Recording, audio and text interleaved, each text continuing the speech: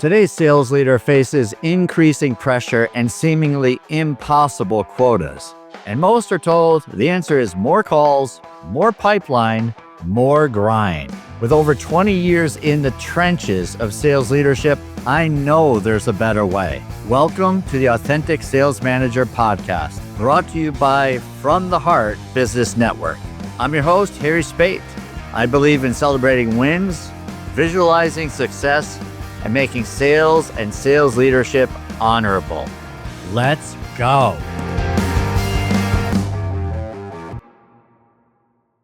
Welcome to the Authentic Sales Manager podcast. I'm very excited to be talking to a fellow who has been in sales leadership for about the past 15 years.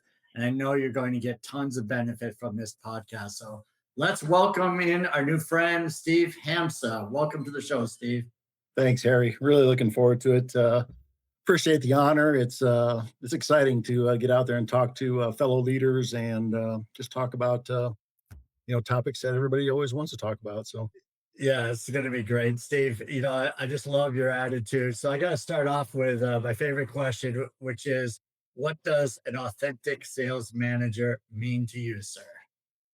Being an authentic sales manager, there's quite a bit of in that statement.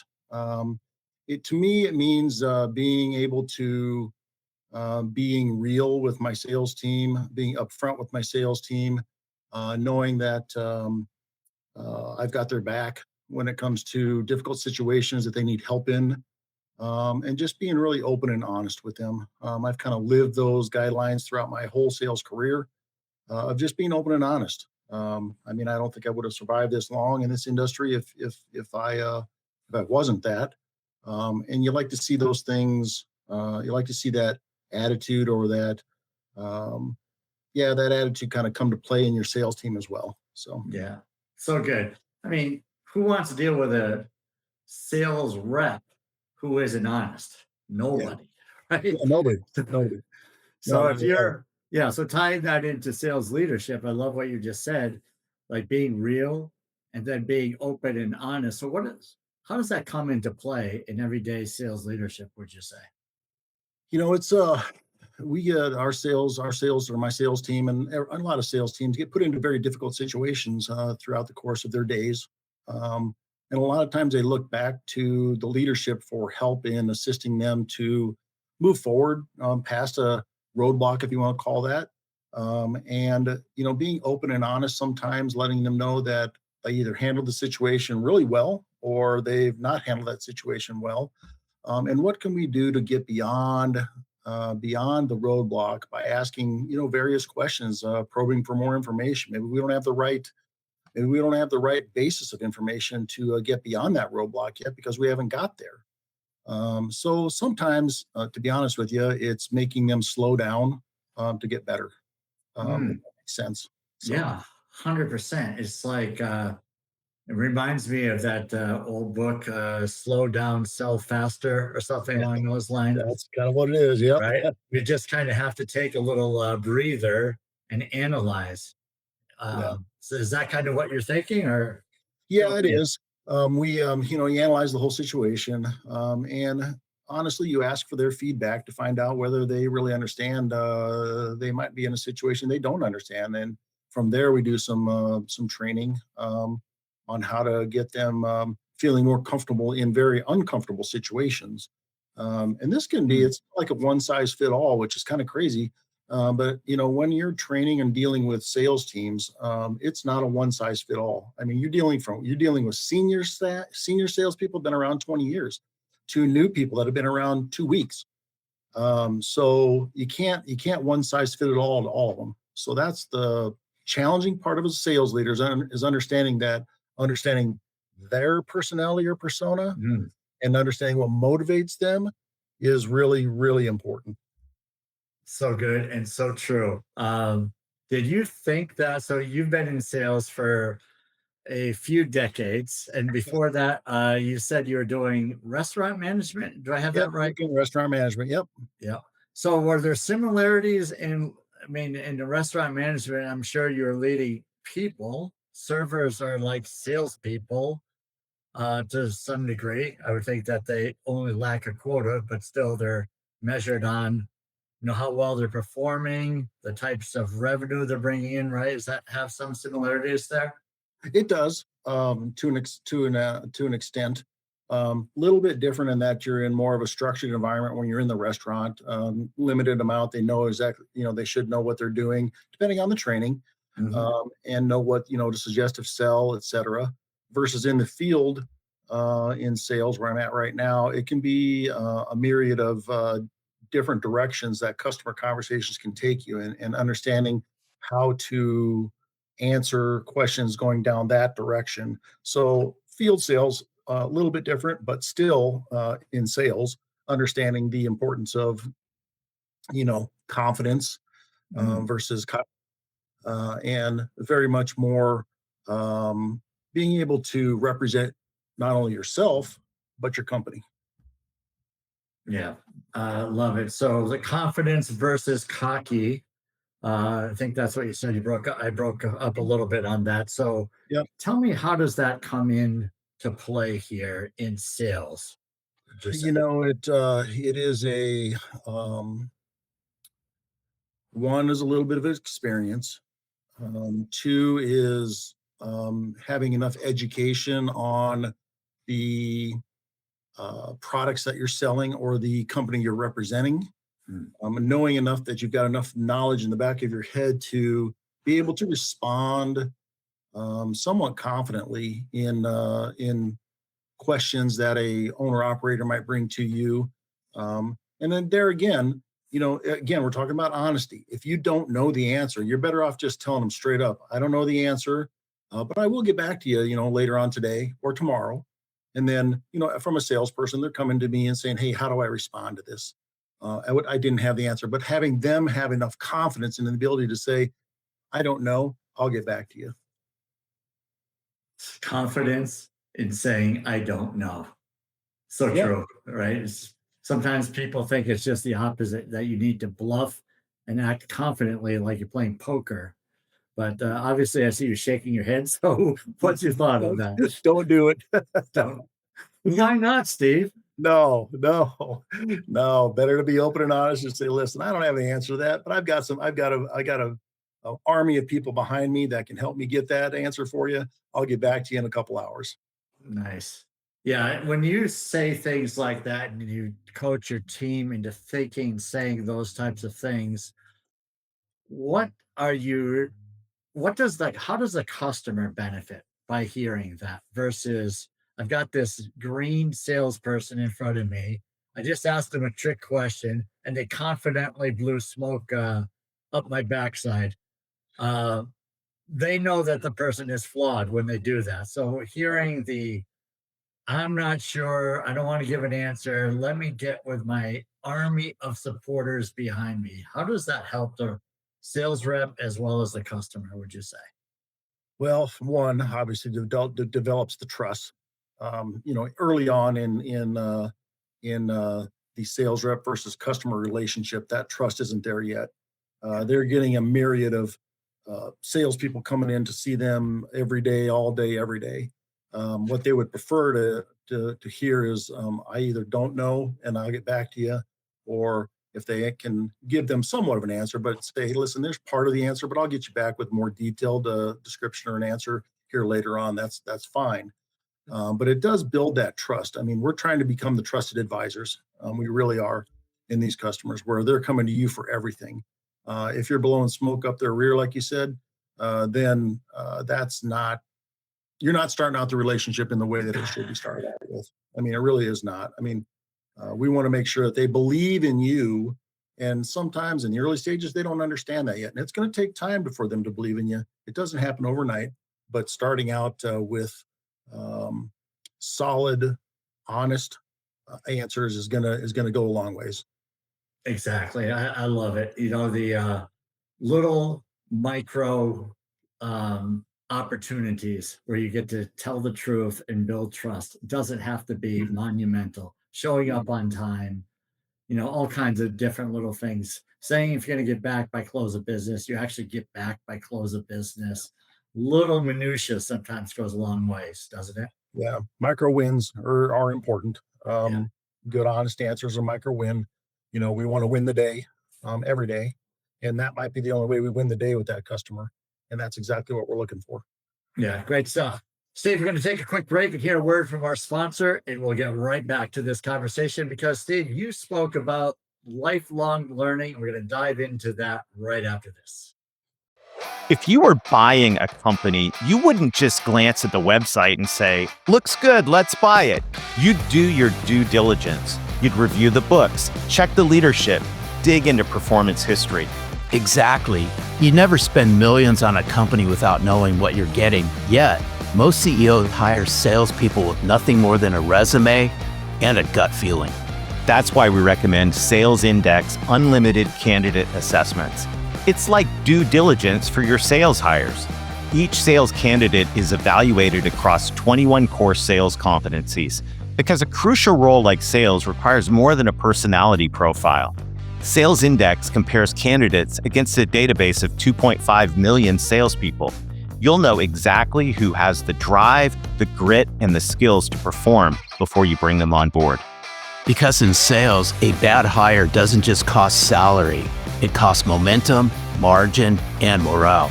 For just $299 a month, you can protect your growth engine and make every sales hire a smart investment.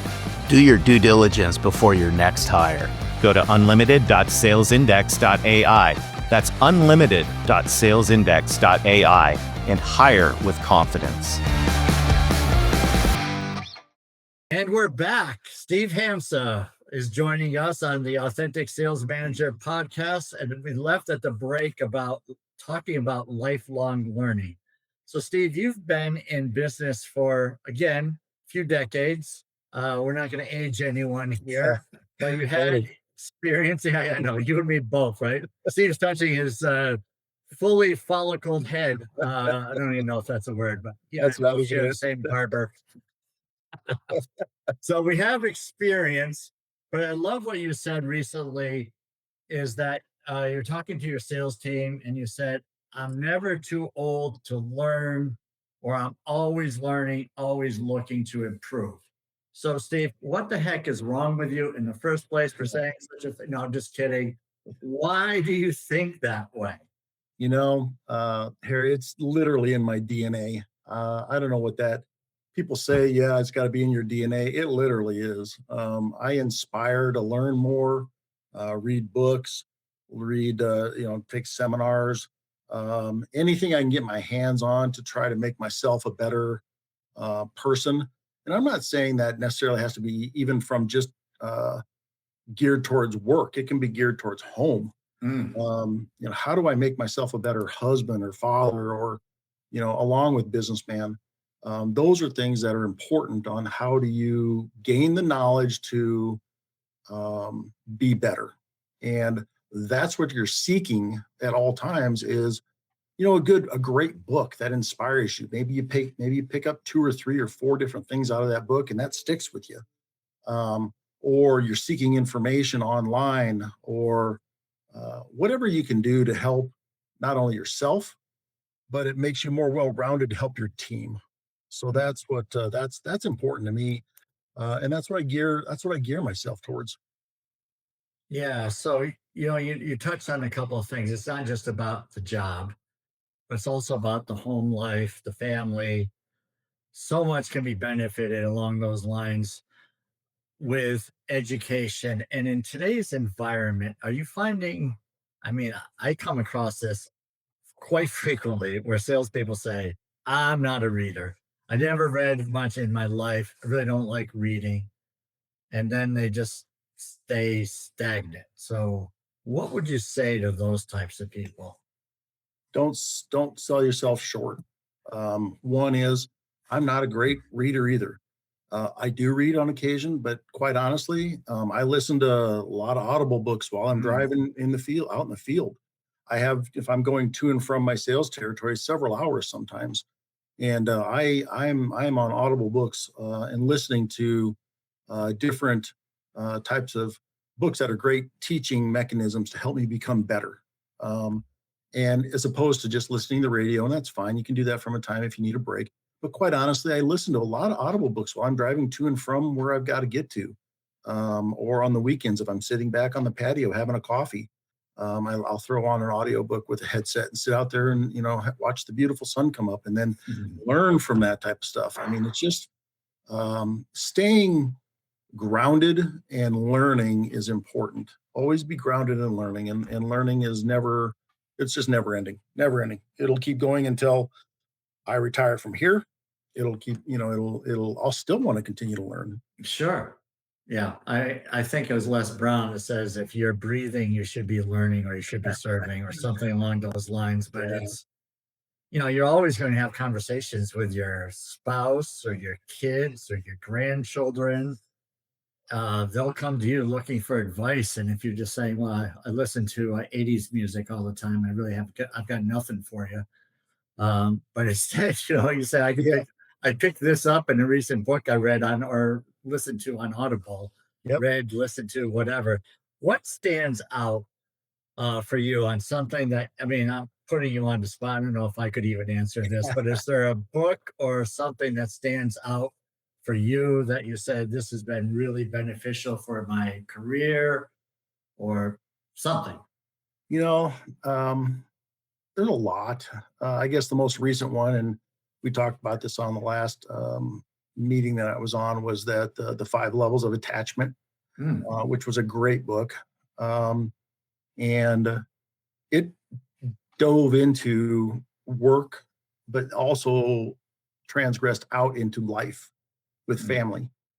So it was a great book. It's not a long read. It's not a long listen. But what a impactful book that talks about how we become attached at different levels to different things, either through work or life in general. Great book. Yeah, it's great. One of the things that I picked up in my reading over the past several years, hanging out with Larry Levine from Selling from the Heart. I think he reads a book a day, that guy. Yep. I'm never going to keep up with him. Larry, if you're listening, slow it down a little. Let us catch up. Right. Every week he's sending me something. I know. He's always recommending something. I think I'm 37 books behind in his latest recommendation. I'm just getting around to that one from 2 years ago. But one of the things that I read not recently, but over the last 6 or 7 years, was all about the growth mindset. And I think sometimes we get stuck in certain activities and the way we do things. And even one of them is saying, I don't like to read.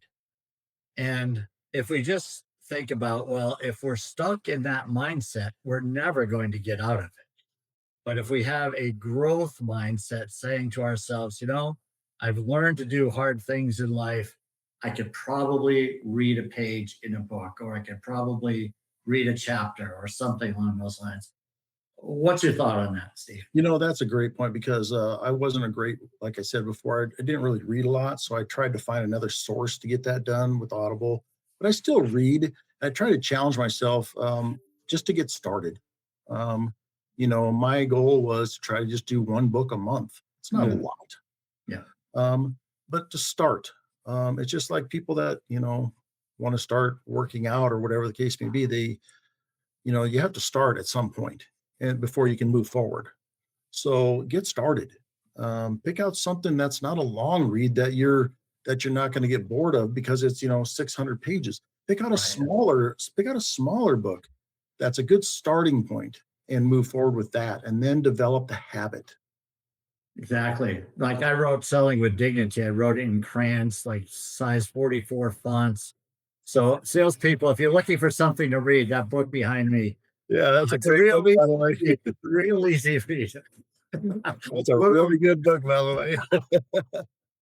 Little humor. All right, we'll get right back to talking a little bit more about the sales leadership and lessons learned over the years and how you apply those after we hear a quick word from our sponsor. If you were buying a company, you wouldn't just glance at the website and say, looks good, let's buy it. You'd do your due diligence. You'd review the books, check the leadership, dig into performance history. Exactly. You never spend millions on a company without knowing what you're getting. Yet, Most CEOs hire salespeople with nothing more than a resume and a gut feeling. That's why we recommend Sales Index Unlimited Candidate Assessments. It's like due diligence for your sales hires. Each sales candidate is evaluated across 21 core sales competencies because a crucial role like sales requires more than a personality profile. Sales Index compares candidates against a database of 2.5 million salespeople. You'll know exactly who has the drive, the grit, and the skills to perform before you bring them on board. Because in sales, a bad hire doesn't just cost salary, it costs momentum, margin, and morale. For just $299 a month, you can protect your growth engine and make every sales hire a smart investment. Do your due diligence before your next hire. Go to unlimited.salesindex.ai. That's unlimited.salesindex.ai and hire with confidence.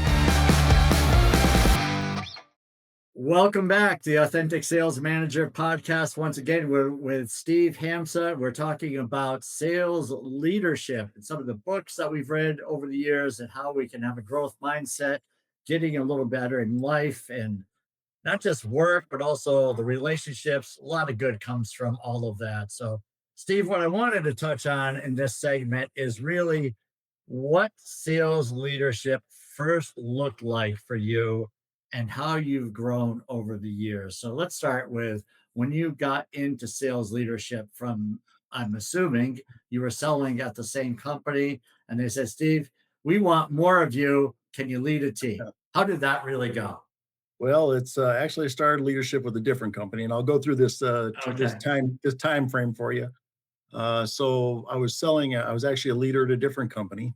One of my sales reps was um, his father was a zone president for a different company. So catch this: I'm leading an individual with one company whose father is like 4 levels higher at a different company. Okay. His father, one day the sales rep came to me and said, "Hey, listen, I just need to go work for that company over there because my father's there." And I said, "Hey, you know what? Wish you the best. Wish you the best. Go do it. You need. I mean, that's a good decision." So, needless to say, he went and talked to his father, and his father started bugging me about for 2 years after that to come work for his company. Uh, yeah, long story short, took him about 2.5 years to break me down. And I saw the opportunity, felt it was a great opportunity, moved over to work with them. Um, Needless to say, it all stemmed from uh, mentoring and training his son over the years, who now is a vice president of sales with this company. And yeah, he's a great kid. And long story short, I got into leadership then over here. He wanted me to come over and work in a very difficult region that was not in a great position. It took me couple of years to get that region turned around, and it was humming, humming great inside of 2.5 years. At that point in time, I moved in to take a different region within the company, and developing another region that was not stagnant but just needed some help. And we're turning it around right now. We're getting there. We're close. Long story short, that's kind of the time frame. Getting back to the question, I thought maybe I knew more than I did when I first got started, but you don't. Um, it doesn't take long to figure out what works and what doesn't work. I'm more of a servant leadership mentality as far as how I lead. I really am a strong believer of being servant leadership in my area, in how I lead. I want to work side by side with people to watch them grow and win. I get excited about watching them grow and win. Um, if they all grow and win, then I win. Right. And it's not about me; it's about them. Um, Honestly, I love seeing them all win trips and win awards and win prizes, and that's where it gets me excited. Yeah. Is seeing that. Yeah. That's over and over more important to me than anything. And then watching them develop to become the people I know they can be. Um, that takes time because you have to learn, what are their expectations in life? What are their expectations of working for the company you work for? Do they just want to be do they want to be a salesperson all their life? And that's really, they want to be the best salesperson they possibly can. That's okay. Do they want to be a leader within our company, or do they want to be a leader? If that's the case, then we gear some training towards that. And that's great. You have to identify what do they want to be and gear your trainings towards that. Yeah, that's outstanding. I mean, earlier in our conversation, you talked about you can't treat someone who's got 20 years experience with someone with 2 weeks experience the same way. And, just shining through here with what you just said. But, a lot of good in there. I'm curious. So one of the things that you mentioned in this last question was it took a couple of years for that team to be humming, right? To turn it around for that team to be humming. I've got to believe that there were some times in that first couple of years where maybe there was some self doubt, or there might have been some doubt from above, or was it all smooth sailing for you? I'm curious as to what your No, thinking was back then. absolutely not. The sales leadership manager, there's bumps all the time. You hate to say it, turnover is part of the game. Yeah. You might lose somebody for various reasons. Um, I had an area manager pass away, and that puts a real damper on things. And a quick, how do we get by and fix this and make sure our customers are taken care of? So there's always going to be roadblocks. Is it smooth all the time? Absolutely not. But how you react to it is how your team sees you as authentic and important and a part of their game and a part of their plan to become better. And that my team, I like hearing comments from my team that say things like, you've always got my back, or I see you out here working with me side by side. Those type of comments mean a lot to me, because they know that what they're successful in is really important to me. So it's not always smooth. We get through it. Sometimes I rely on, leaders above me to walk me through some tough days. I don't have all the answers. But I certainly know that I have people above me that can help me find out. That's so good. Did you feel like they had your back? I mean, I'm not to put anyone who's listening on the spot. When you on the spot, it's like, no, this current group, they don't have, no, that's not what I'm talking about. But you get the idea. It's because you said you want your people to approach you or say these things about you. How did that in turn help you when you were going through the challenging times as well? That's a great question. Yeah, absolutely. Those above me right now, I don't know if we've ever been more. I've never had more of an open communication line with senior management above me, or procurement, or whoever I ask for information on. It's been a sheer pleasure dealing with the current division president and his regime that he's got there right now. It's been great. I know that I can call any one of their cell phones, or I can call them at work, or whatever the case may be. Going to be there. Do I always get the answer I want? No. But and that's okay. Yeah.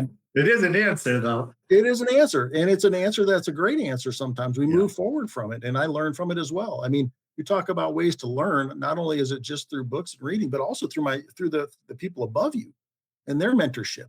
I'll tell you what, the way I lead today is not how I led 6 years ago or 8 years ago. It is not. And that's come through some real good mentoring. Nice. All right. So what's the big difference, would you say, if you can specify what's different about 6 years ago to today? I'm a type A personality, so I was jumping to, you jump to conclusions, you jump to answers real quick. I've learned, as we talked about earlier in the segment, I've learned to slow down to get better, slow down and ask the right questions, slow down to try to get all the information before making a good, solid decision as much as you can. It's easy when you're young and young manager to jump right away into a decision. It's harder to pull back to get all the information needed to make the right decision.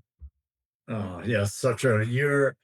I imagine. I mean, how many people are on your team that you're supporting right now? I have 7 individuals under me right now. Right. So do you feel like at times it's like putting out fires and then you're just like going from one thing to another and then someone asks you a question and you're just like, boom, there's the answer versus, well, let's think about this. Because in an ideal world, I'd love to think I'd say, let's think about this together versus there's the answer, boom, now go take care of it. So where do you lie in that? Sometimes a decision needs to be made quickly. So that's not, I mean, it's just a fact of it. So you have to make a decision right away. And sometimes you have the capability to just like we do, just like we expect our salespeople to do with our customers, say, hey, I don't know, let me get a good answer or get some information to come back to you. I do the same thing with my salespeople. Hey, I don't have a good answer on that. Why don't you let me think about that? And I'll come back to you, at the end of the day and we'll talk about it. Because I might need more information from them or a customer or somebody in the office or whatever to make that decision. So yes, do I still find myself at times jumping to the answer right away? You bet. There's authentic and real. No lies. Honest and authentic right there. I love it. But I try really hard not to. Yeah. And for the most part, I if it's something that needs extensive research, then yeah, I'll step back and say we'll get back to this and we'll talk about it later. Yeah, I cannot wait to hear the next conversation where someone asks you a quick question and you're like, I'm going to go back to this podcast with Harry. Wait a I'm minute, thinking about Harry this. said. Right.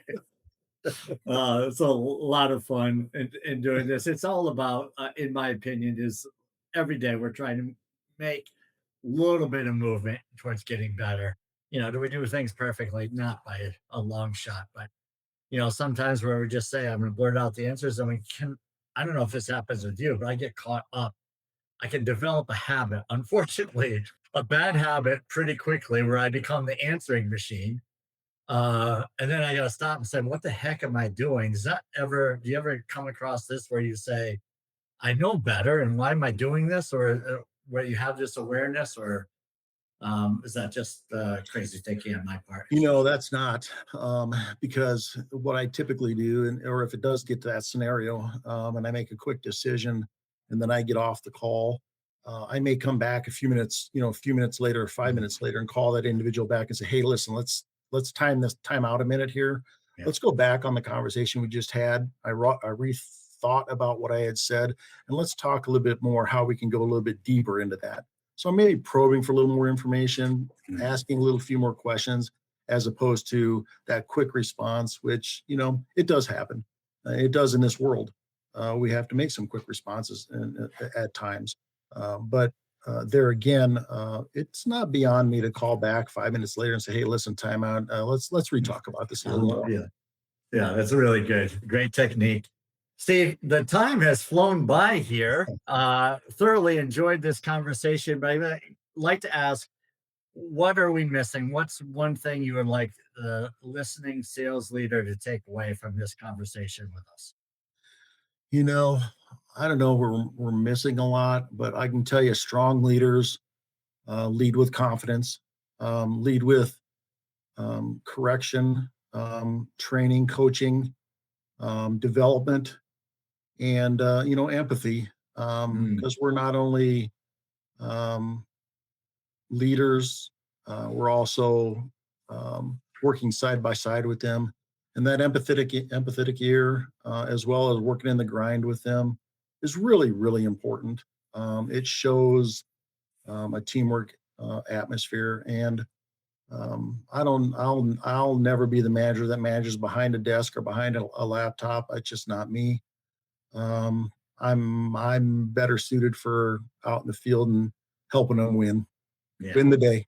That's outstanding. And I'm sure your team loves you for that because it's not often very common anymore because people want to manage behind the computer, but being out side by side with the team, having an empathetic ear, doing what they do, man, that's super valuable. So Steve, thank you so much for being so authentic and real on this podcast and this conversation, and all the best to you. So thanks again. Thanks, Harry. I appreciate it. Great stuff. And if you're listening and you know someone who could benefit from this great conversation with Steve Hamsa, then please feel free to share it with your friends. And we appreciate you until we see you next time here on the Authentic Sales Manager podcast. Thanks for joining us on the Authentic Sales Manager podcast, brought to you by From the Heart Business Network. If today's conversation resonated, rate, review, and share it with a sales leader who needs to hear this. Keep celebrating wins and making sales leadership honorable. See you next time.